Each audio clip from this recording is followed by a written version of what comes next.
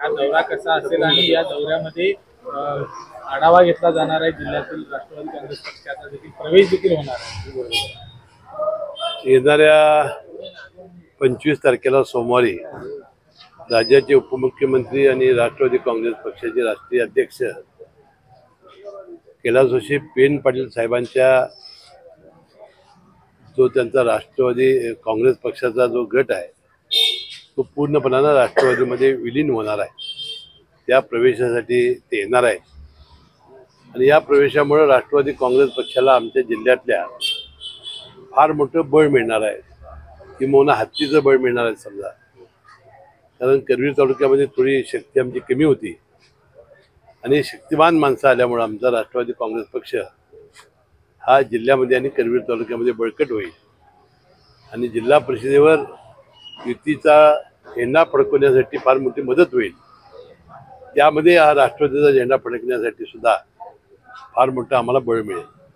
खरं तर सतेज पाटलांनी राहुल पाटलांना थांबवण्याचा कुठेतरी प्रयत्न केला, मात्र ते थांबले नाहीत असं दिसतंय। नाही, मी मागच्या वेळेला सुद्धा बंटी पाटलांना सांगितलं होतं की युती शासनाच्या या विधानसभेच्या निवडणुकीच्या अभूतपूर्व यशानंतर अनेक मंडळी, मग राष्ट्रवादी पवारसाहेबांचा गट असेल, उद्धव ठाकरेंचा शिवसेना पक्ष असेल किंवा काँग्रेस पक्ष असेल, यामध्ये अनेक मंडळी जात आहेत। आता राहुल पाटील आणि राजेश पाटील या दोन बंधूंनी जवळजवळ एक महिनाभर दौरा करून आपल्या सगळ्या कार्यकर्त्यांची संमती घेऊन आणि सगळ्या आपल्या समोरच्या अडचणी मांडून त्यांनी येण्याचा प्रवेश निर्णय घेतला आणि बंटी पाटलांनी एवढं हळू होण्याची आवश्यकता नव्हती। कारण आता अनेक माजी आमदार, मग संग्राम सुट्टे असतील, मला वाटते जगताप असतील, त्यानंतर परवा आता पृथ्वीराज पाटील असतील, असे अनेक जात आहेत। त्यामुळं राहुल पाटलांच्या जाण्यानं एवढं त्यांनी हळू होण्याची आवश्यकता नव्हती आणि म्हणून मी म्हणालो होतो की बाबा की विनाकारण त्यांना तुम्ही म्हणजे अडचणी आणू नका। त्यांनी आपला भवितव्याचा विचार करून ते निर्णय घेत आहेत आणि तो योग्य निर्णय असेल। त्यांना आपण सगळ्यांनी आशीर्वाद देऊया। कैलासवासी पेन पाटील साहेबांनी अनेक वर्ष काँग्रेसची इमाने इतवारे सेवा केलेली आहे। मला वाटतं हा पक्ष काँग्रेस पक्षात जीवन ठेवण्याचं काम त्यांनी केलेलं आहे आणि त्यांची मुलं जर आपल्या भवितव्यासाठी जर इतर पक्षामध्ये जाण्याचा निर्णय घेत असतील तर आपण आशीर्वाद देणं, सहकार्य जरी न करता आलं तर त्याला अडथळा न कसा आणता येईल, अपशकून करता तसं येणार नाही, ही काळजी घ्यावी विनंती मी त्यांना केली होती। खरं तर पेन पाटलांनी काँग्रेस जिवंत ठेवण्यासाठी ते असेपर्यंत प्रयत्न केलाय जिल्ह्यामध्ये। आता काँग्रेसकडून त्यांना अपेक्षित असं त्याचं फळ मिळालं नाही असं वाटतंय तुम्हाला? कारण एकूण कार्यकर्त्यांच्या पण भावना राहुल पाटलांनी त्यांच्या ज्या भावना आहेत त्यांनी ज्या व्यक्त केलेल्या आहेत त्या तशाच आहेत।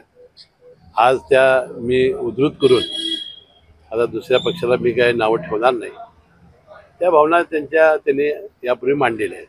पण राहुल पाटील महायुतीमध्ये येण्याआधीच महायुतीच्या विरोधातली भूमिका घेत आहेत असे शिवसेना शिंदे गटाचं म्हणणं आहे, खास करून नाटके गटाचं असं म्हणणं आहे। नाही, ते बरोबर आहे, त्यांना वाटणं साहजिक आहे। कारण युतीमध्ये येत असताना आपल्या युतीतल्याच एखाद्या मित्र पक्षाच्या ह्याच्यावर आपण विरोध आहे म्हणून येणं हे बरोबर आहे।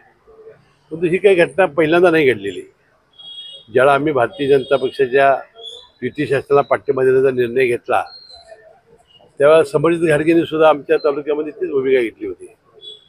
जे पारंपरिक विरोध असतात ते अशी भूमिका घेत असतात। त्यामुळे काय फारसं ज्यावेळा निवडणुका लागतात, ज्यावेळेला तिकीट वाटप होतंय त्यावेळेला बसून मार्ग काढायचा असतो।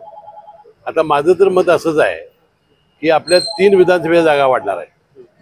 कारण आता येणाऱ्या 2029च्या निवडणुकीमध्ये लोकसभेमध्ये आणि विधानसभेमध्ये महिलांचं आरक्षण येणार आहे। 2026 पासून आता याची पुनर्रचना चालू होणार आहे।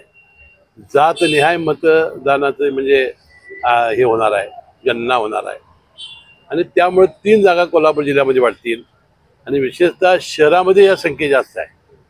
तर कदाचित चंद्रदीप नरके आणि राहुल पाटील हे एकमेकांचे मित्रही होतील त्यावेळेला, 2 वेगवेगळे मतदारसंघ झाले तर आज त्यावर भाष्य करणं काही योग्य नाही।